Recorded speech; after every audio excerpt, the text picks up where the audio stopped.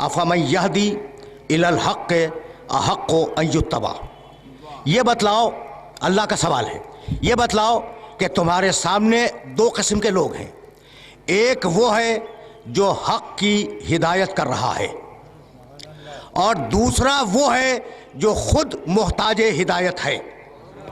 تو اب یہ بتلاؤ کہ پیروی اس کی کرو گے جو محتاج ہے یا پیروی اس کی کرو گے جو ہدایت کر رہا ہے؟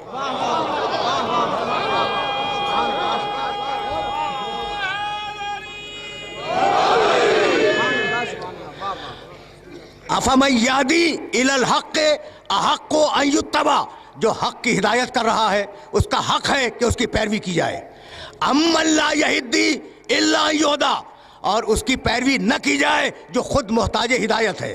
تو اگر تم ہدایت کرنے والے کو چھوڑ کر محتاج ہدایت کی طرف چلے جاؤ تو یہ دنیا کا بدترین فیصلہ ہوگا۔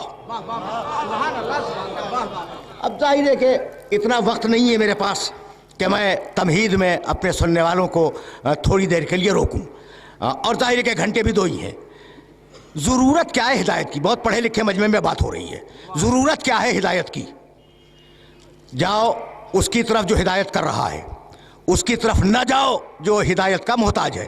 تو ضرورت کیا ہے؟ ضرورت یہ ہے کہ دیکھو، ساری مخلوقات میں انسان وہ واحد مخلوق ہے جو بستیاں بسا کے رہتی ہے۔ دنیا کا کوئی جانور بستیاں بسا کے نہیں رہتا، انسان ہے جو بستیاں بساتا ہے، شہر بساتا ہے، محلے آباد کرتا ہے، خاندان کا ایک سسٹم ہے۔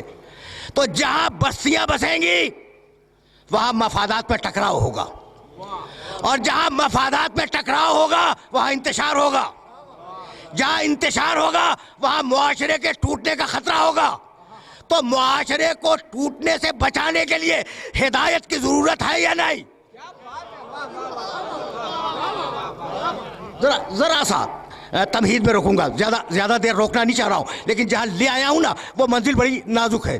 تو بستیاں بسائیں، بستیوں سے معاشرہ بنا، خاندان بنے، محلے آباد ہوئے، شہر آباد ہوئے۔ میرا مفاد آپ کے مفاد سے ٹکرا گیا، آپ کا مفاد میرے مفاد سے ٹکرا گیا۔ جب مفادات ٹکرائے جھگڑا ہوا، جب جھگڑا ہوا معاشرہ ٹوٹ گیا۔ تو معاشرے کو باقی رکھنے کے لیے ہدایت کی ضرورت ہے۔ دنیا والوں نے کہا کہ بھائی اگر معاشرے ہی کو باقی رکھنا ہے تو قانون بھی معاشرے کو باقی رکھتا ہے۔ ضرورت کیا ہے کہ ہدایت کی طرف جائے؟ تو میرا جملہ یاد رکھنا کہ قانون وہاں تک دیکھتا ہے جہاں تک اس کی آنکھ کام کرتی ہے۔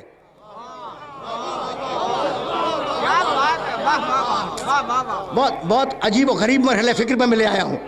قانون وہاں تک دیکھے گا جہاں تک اس کی نگاہ کام کرے گی۔